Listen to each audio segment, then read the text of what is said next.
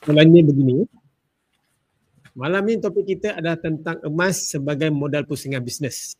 Menggunakan emas sebagai modal pusingan bisnes bukanlah idea yang baru.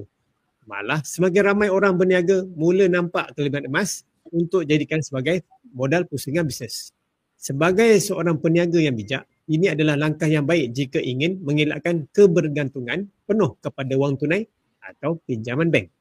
Untuk mengupas tentang topik ini, Ustaz sebagai seorang yang pengalaman dan faham tentang emas, berdasarkan pengalaman Ustaz menabung emas dan boleh tak Ustaz kongsikan kenapa emas sesuai untuk jadikan sebagai modal pusingan bisnes? Dan soalan nombor dua, emas jenis apakah yang paling sesuai untuk jadikan sebagai aset bisnes? Silakan Ustaz. Okay, terima kasih kepada Tuan Moderator kita, Tuan Fahmi Adnan. Jadi Alhamdulillah tuan-puan yang dimuliakan oleh Allah Subhanahu Wa Taala. Syukur kepada Allah pada malam ini kita semua berpeluang untuk hadir dalam satu majlis ilmu yang disediakan oleh tim G100 Network, iaitu network tim yang paling besar sekali dalam public gold. Jadi Alhamdulillah tuan-puan yang dimuliakan oleh Allah Taala, malam ni punya topik sangat-sangat bagus tuan-puan. Sangat-sangat bagus. Jadi apa yang saya cerita ni berdasarkan apa yang saya guide customer-customer saya, di mana mereka ni adalah peniaga-peniaga. Ada peniaga kecil, ada kontraktor, ada yang ada kedai sendiri, dan mereka ni menjadikan emas sebagai modal pusingan bisnes mereka. Jadi tuan-puan, untuk bisnes ni, kalau kita faham berkaitan dengan bisnes ni, cabaran untuk seorang usahawan ni sangat-sangat lain lah berbanding dengan orang makan gaji. Orang makan gaji ni dia bekerja setiap bulan. Dia tempat kerja dia perform ke tak perform ke, gaji tetap juga masuk setiap bulan kepada yang bekerja makan gaji ni. Berbeza dengan orang yang bisnes tuan-puan. Businessman ataupun usahawan ni dia bergantung kepada usaha yang dia buat.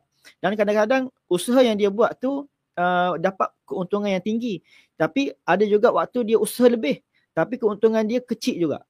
Sebab untuk keuntungan dalam bisnes ni bukan bergantung kepada usaha bahagian businessman sahaja. Dia tengok kepada kuasa beli ataupun keadaan pembeli juga. Ada bulan bisnes mencanak naik, keuntungan naik, sale naik, tapi ada bulan sale jatuh.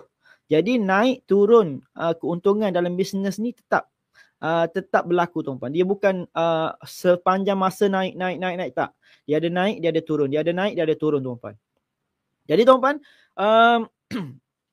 kalau kita tengok dari segi cabaran lagi tuan-puan, untuk orang bisnes ni, dia mesti ada modal. Macam ni tuan-puan. Kalau contoh satu orang yang berniaga, dia menyewa tapak.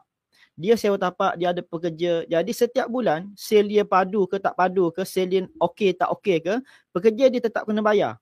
Pekerja dia tetap kena bayar. Sewa dia tetap kena bayar. Cost overhead, elektrik kena bayar, air kena bayar, semua dia kena bayar. Lesen kena bayar, semua kena bayar. Mungkin untuk satu-satu bisnes tu, untuk bulanan punya expenses tu tak termasuk untung lagi. Yang dah basic tu dah berbelas-belas ribu tuan-puan. Dah berbelas-belas ribu. Nak bayar sewa, nak bayar lesen, nak bayar pekerja, nak ambil barang. Kalau tak laku, barang rosak, dibuang begitu saja, boleh berlaku tuan-puan. Jadi macam mana untuk mereka-mereka yang buat bisnes ni? Jadi kena jadikan emas sebagai backup. Contoh tuan-puan, kalau kita tidak ada simpanan, usahawan ni dia tidak ada simpanan di dalam bentuk emas, dia akan terpaksa buat pinjaman. Sebab apa? Staff dia perlu dibayar. Contoh, dia bayar staff dia 1,700 ataupun 2,000 setiap bulan. Kalau dia ada 5 staff, dia ada 10 staff. Kalau ada 10 staff, kena bayar 17,000 sebulan. 17,000. Sale naik ke turun ke 17,000 untuk bayar gaji pekerja, confirm bayar. Jadi kalau tidak ada emas sebagai backup ni, kemungkinan akan berhutang tuan-puan. Pertama berhutang dengan bank tuan-puan. Berhutang dengan bank. Ada juga berhutang dengan member bisnes juga, janji nak bayar.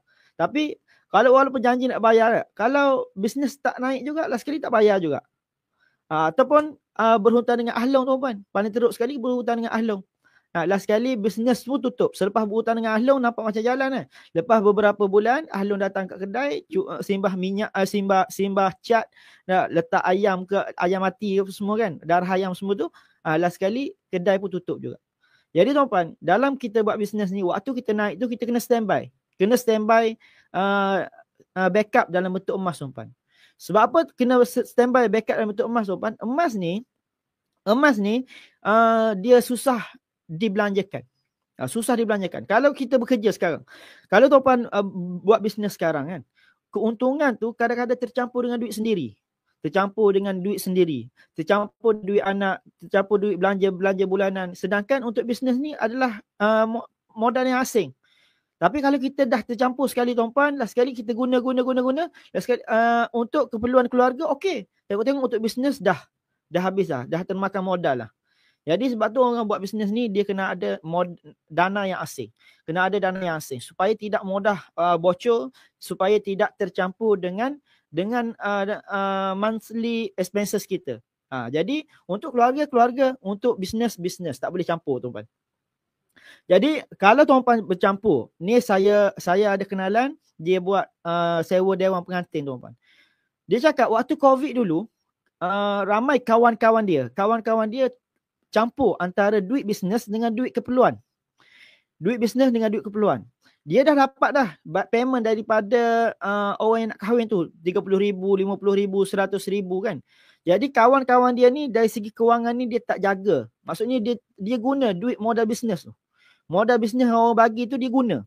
Dia guna, benda tak jalan lagi, tiba-tiba COVID, tutup. Bisnes dia tak boleh jalan. Maka customer minta refund. Minta duit balik. Last sekali dia pula berhutang dengan customer. Sebab apa? Dia dah guna duit customer dia awal. Jadi tak survive. Bisnes tutup, bisnes lingkup, malah berhutang lagi dengan klien. Jadi tuan-tuan, yang kenalan saya ni, dia tak campur. Duit untuk urusan bulanan dia asing, duit untuk bisnes asing. Jadi walaupun tuntutan daripada klien dia waktu COVID tu 20,000, 30,000, 50,000 semua dia boleh bayar. Sebab apa? Dia tak campur. Urusan bisnes adalah bisnes, urusan keluarga adalah urusan keluarga. Jadi alhamdulillah dia survive. Sampai sekarang pun masih survive lagi tuan-tuan. Member dia semua kedai dah ditutup, tapi bisnes dia makin berkembang. Selepas COVID, sewa lagi satu tapak, buat lagi satu dewan untuk kembangkan bisnes dia. Jadi tuan-tuan, yang tu berkaitan dengan kepentingan dalam kita buat bisnes tuan-tuan. Kalau dalam kita buat bisnes, mesti ada backup dalam bentuk emas tuan-tuan. Sebab apa? Emas ni mudah dipajak, mudah dijual. Nak guna duit, mudah saja. Tak perlu kepada urusan-urusan yang lain. Pergi sahaja ke mana-mana kedai pajak, pergi sahaja ke mana-mana branch public yang terdekat, bagi emas, terus dapat duit. Hari yang sama tuan-tuan. Dan untuk jenis emas tuan-tuan, apa yang disarankan oleh mentor ataupun Tuan Muhammad Zulkifli Syafi'i ataupun mana-mana pakar keuangan tuan-tuan, emas yang terbaik adalah emas 999. Emas 999 tuan-tuan, bukan emas 916. Kalau kita jadikan emas 916 sebagai modal bisnes tuan-tuan, waktu kita beli dah rugi. Sebab dia ada kos upah tuan-tuan. Kos upah bukan sikit tuan-tuan. Untuk barang kemas ni kos upah dia RM30 hingga RM70. Ada RM70 atas 1 gram tuan-tuan. Saya tanya, berapa kos upah untuk 1 gram ni? RM70. Tu pun orang beli. Sebab apa? Cantik. Ada design-design dia kan. Jadi orang beli. Yang kecil-kecil tu kan. Ada yang kecil-kecil tu RM70. Kos upah sahaja. Grade emas, kos upah. Jadi tak berbaloi. Jadikan barang kemas 916 ataupun yang lebih bawah daripada itu sebagai modal bisnes tuan-tuan. Nah, dan kedua tuan-tuan, kalau kita jadikan barang kemas lah sebagai dana bisnes, spread value tinggi.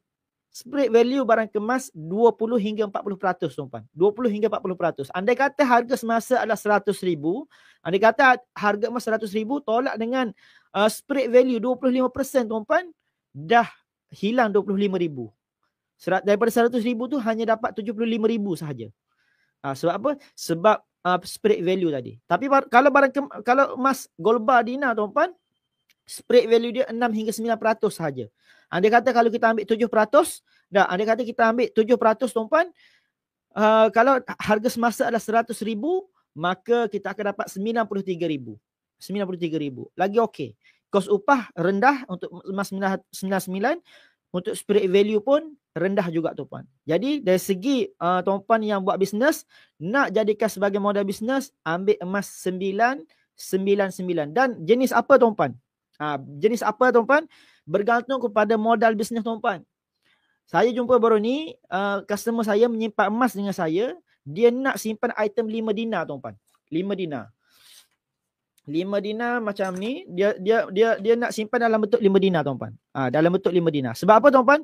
Dia cakap modal bisnes dia, kalau dia beli barang untuk restock barang-barang dia adalah 10,000. Dia cakap adalah 10,000. Jadi cakap kalau modal bisnes 10,000, ambil 5 dinar. Ambil 5 dinar. Jadi dia cakap saya nak kumpul banyak-banyak 5 dinar ni untuk modal bisnes dia. Cukup sahaja grab emas dalam akaun Gap, dia keluarkan 5 dinar. Cukup sahaja grab emas dalam akaun Gap 5 dinar, dia keluarkan emas fizikal. Jadi untuk jenis emas 999, untuk item nak pilih bergantung kepada modal bisnes tuan-puan. Kalau modal bisnes tuan-puan adalah 20,000, ambil item 50 gram. Kalau modal bisnes tuan-puan 40 hingga 50,000, ambil yang 100 gram. Bergantung kepada modal bisnes yang tuan-puan perlukan untuk run bisnes tuan-puan. Jadi begitu antara sedikit sebanyak perkongsian ataupun pengalaman yang saya guide penyimpan-penyimpan emas di bawah bimbingan saya. Jadi harap menjawab soalan, saya serah kembali kepada Tuan Moderator.